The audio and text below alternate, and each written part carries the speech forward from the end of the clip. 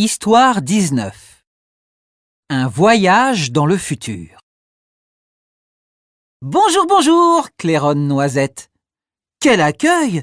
Noisette est particulièrement en forme ce matin, se disent Oscar et Malika. On s'active, on se dépêche, je vous emmène dans le futur. Vous verrez, vous allez adorer. Voici mon énigme du jour, annonce Noisette. J'ai 15 bonbons. Je veux les partager équitablement entre nous. Combien allons-nous en avoir chacun? C'est un peu compliqué, répond Malika. On peut emprunter des noisettes? Bien sûr, répond Noisette. Malika prend 15 noisettes et les répartit en 3 tas, sous le regard approbateur de son frère. Nous en aurons 5 chacun, répond finalement Oscar. Derrière la porte, Oscar et Malika découvrent une autre époque. Malika reste muette. Elle profite de la vue incroyable.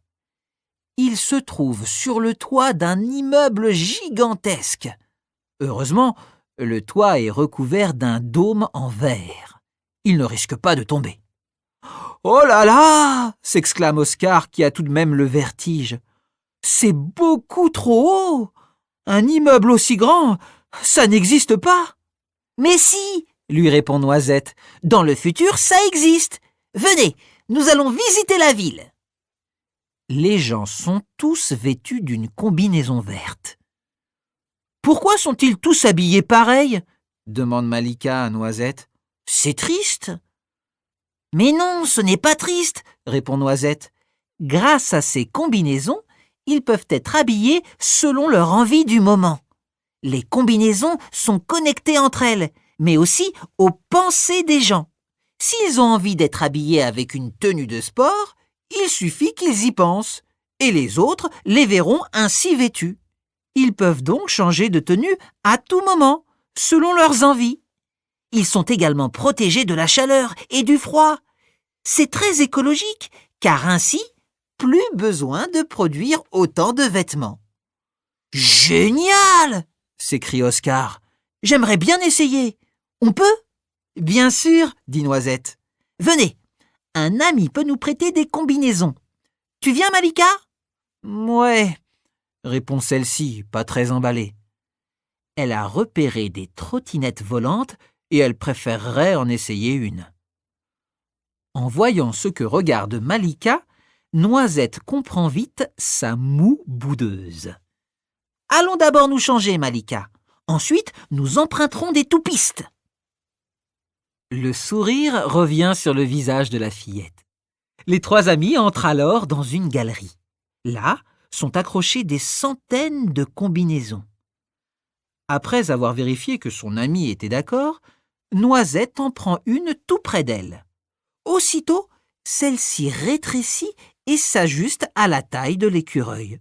C'est très pratique. Oscar et Malika décrochent à leur tour des combinaisons et s'habillent.